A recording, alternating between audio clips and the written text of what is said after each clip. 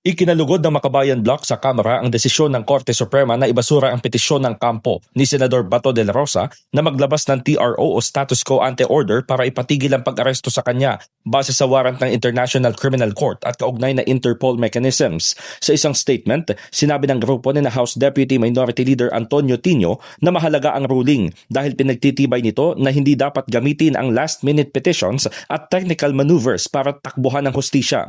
Ibinubunyag din nila nito na ang iginigiit ng kaalyado ng mga Duterte na kailangan ng local court warrant bilang precondition para sa pag-aresto ay palusot lang para makapagtago.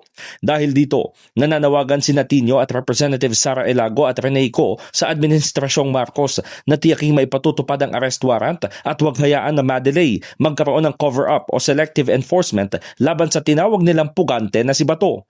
Kabilang narito ang DILG, DFA, DOJ, PNP, NBI, Bureau of Immigration, AFP at CIDG.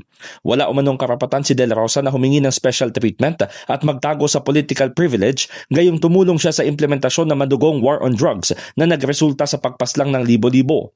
Sabi naman ni House Senior Deputy Minority Leader Laila De Lima, ang tumatakbo ng matulin kung matinik ay malalim.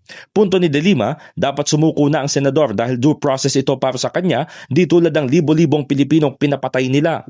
Dagdag ni Akbayan Party List Representative Percy Sendanya, go signal ito sa law enforcement authorities para magkasa ng nationwide manhunt para sa isang international fugitive. Para kay Sendanya, wala dapat anumang safe quarters para sa taong may dugo ng libo-libo sa mga kamay at kahit ang mga nagkakanlong sa pugante ay dapat na mapanagot. Samantala, inihayag ni Bicol Saro Party List Representative Terry Redon na ang pagbasura sa petisyon ay indikasyon na dapat simulan ng makipag-ugnayan ng law enforcement agencies para maipatupad ang international warrant laban kay De La Rosa sang-ayon sa posisyon ng Solicitor General.